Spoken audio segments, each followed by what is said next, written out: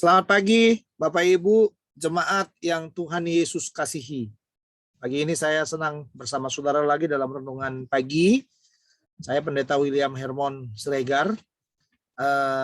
Berkata kepada saudara, hari ini kita memasuki minggu yang baru. Semangat itu harus selalu ada di dalam hidup kita. Jadi jangan ada yang patah semangat sekalipun hidup sulit, tapi kita percaya semangat itu yang menentukan langkah awal kita untuk kita bisa melihat kemuliaan Tuhan hadir dalam hidup kita. Mari kita membuka Roma pasal 12 ayat 14. Kita berlanjut terus ya Bapak Ibu ya.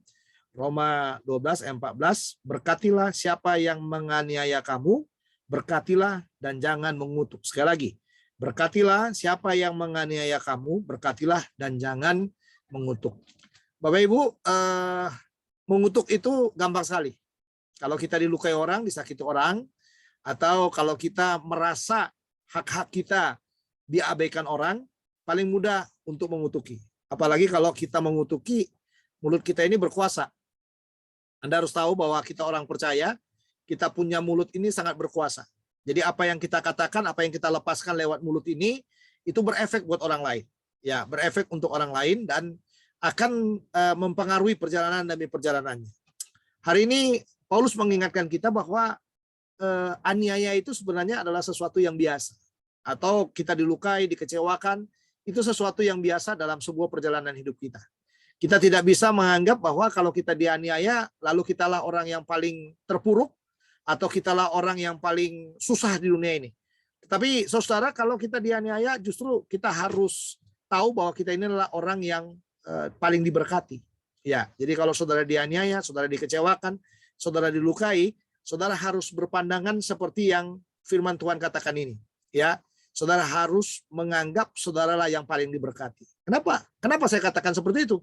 Karena pada waktu saudara dipojokkan, pada waktu saudara disakiti, pada waktu saudara dilukai, inilah kesempatan bagi saudara untuk membuka hati saudara untuk mengampuni. Ya, untuk mengampuni. Yang kedua, bukan hanya kesempatan untuk mengampuni, tapi kesempatan untuk menerima perlakuan itu. Sekeras apapun, sekasar apapun, ya untuk saudara bisa menerima perlakuan itu apa adanya. Udah biarin aja, nggak apa-apa. Lalu yang ketiga, ini yang paling penting. Inilah kesempatan saudara untuk memberkati. Saudara rohani atau tidak rohani akan ketahuan pada waktu saudara menghadapi yang namanya aniaya. Ya, saudara menghadapi aniaya, saudara menghadapi tekanan, saudara menghadapi kekecewaan, ya, atau saudara menganggap diri saudara sedang tidak dipedulikan. Sebenarnya saudara adalah orang yang paling bahagia karena inilah kesempatan bagi saudara untuk memberkati. Memberkati dalam arti saudara dianiaya atau saudara disakiti, bisa nggak saudara mengatakan haleluya puji Tuhan? Atau bisa nggak saudara mengatakan Tuhan ampuni dia karena dia tidak mengerti apa yang dia bicarakan? Atau bisa nggak saudara mengatakan juga, ya Tuhan, kuserahkan luka ini ke dalam tangan kuasa-Mu. Karena melalui luka ini, saya percaya Engkau akan memberkati saya. Itu baru saudara. Menarik itu. Kalau kita sanggup melakukannya, menarik sekali. Tapi kadang-kadang yang terjadi justru sebaliknya. Kita ini begitu tahu kita dikecewakan, disakiti, dilukai. Apakah itu teman, apakah itu suami, apakah itu anak-anak kita. Yang pertama kali kita lepaskan adalah kata-kata kutuk. Saudara bisa bayangin nggak kalau kita dilukai oleh anak kita, suami atau istri kita, lalu kita melepaskan kata-kata kutuk untuk mereka. Akan terjadi loh. Akan terjadi. Nah, kalau mereka mengalami kata-kata kutuk yang kita lepaskan itu, lalu kita bisa membayangkan bagaimana kehidupan mereka selanjutnya. Atau tubuh Kristus misalnya, teman-teman sejemaat, melukai kita, mengecewakan kita, lalu kita melepaskan kata-kata kutuk. Atau nggak usah lah, jauh-jauh. Misalnya saya, pendeta saudara, misalnya seperti itu. Saya membuat hal yang tidak senonoh, yang mungkin bagi saudara hal ini nggak pantas seperti itu, lalu tiba-tiba saudara mengutuki saya. Saudara bisa bayangin nggak kalau saudara mengutuki saya? Makanya jangan mudah melepaskan kata-kata kutuk. Karena kutuk itu kalau kita melepaskan, orang percaya yang melepaskannya, terjadi. Ya, terjadi. Kenapa tadi? Di awal saya sudah katakan, karena mulut kita ini punya power yang sangat luar biasa. Punya kuasa yang sangat luar biasa. Makanya kan apa yang kita katakan terjadi, ya terjadi. Karena mulut kita punya kuasa. Jadi kita nggak bisa membatasi, saudara. Nggak bisa membatasi power yang lepas dari mulut kita itu. Atau itu sekadar dari mulut saya aja, nggak benar-benar kok terjadi itu gitu. Nggak bisa. Karena apa? Karena Anda lahir baru. Anda menyerahkan hidupmu kepada Tuhan. Anda bagian dari orang-orang yang percaya. Ya, Anda bagian dari orang-orang percaya. Makanya firman Tuhan hari ini jelas. Berkatilah siapa yang menganiaya kamu, berkatilah dan jangan mengutuk. 2 kali diulang. Berkatilah siapa yang menganiaya kamu, berkatilah dan jangan mengutuk. Jadi stop untuk mengutuk, saudara.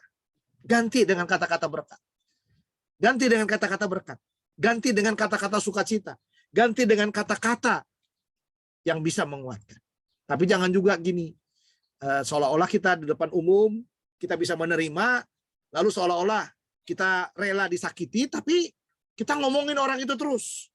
Nah ini dia, kita ngomongin orang itu terus, lalu kita mojokin orang itu terus. Itu sama dengan kata-kata kutuk juga.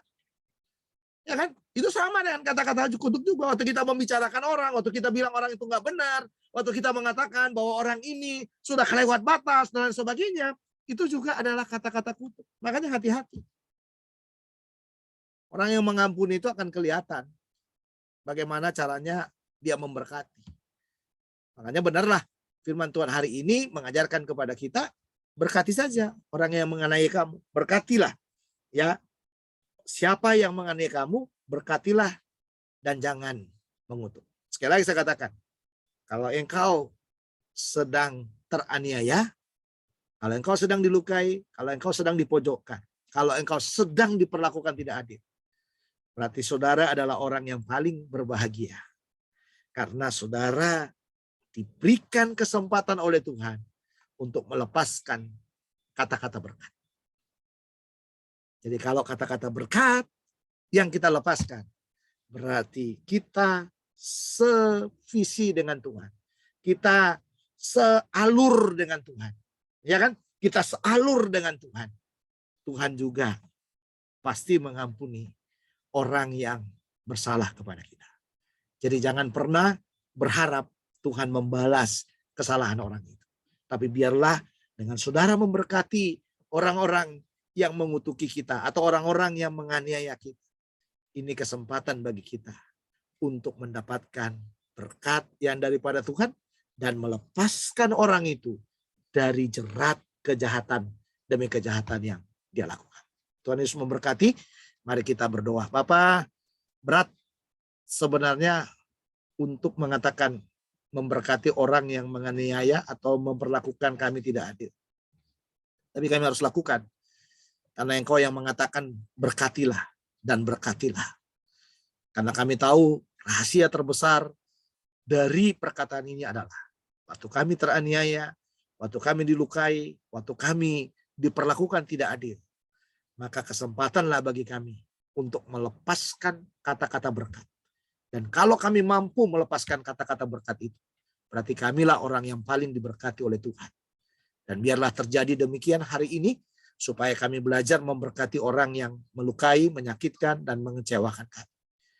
Kami menyerahkan hari-hari di depan ini, hari-hari yang masih panjang sepanjang hari ini, supaya menjadi hari yang penuh kemenangan, hari yang penuh kata-kata berkat yang kami lepaskan dari mulut kami.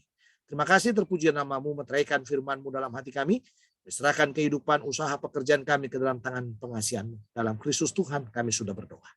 Amin.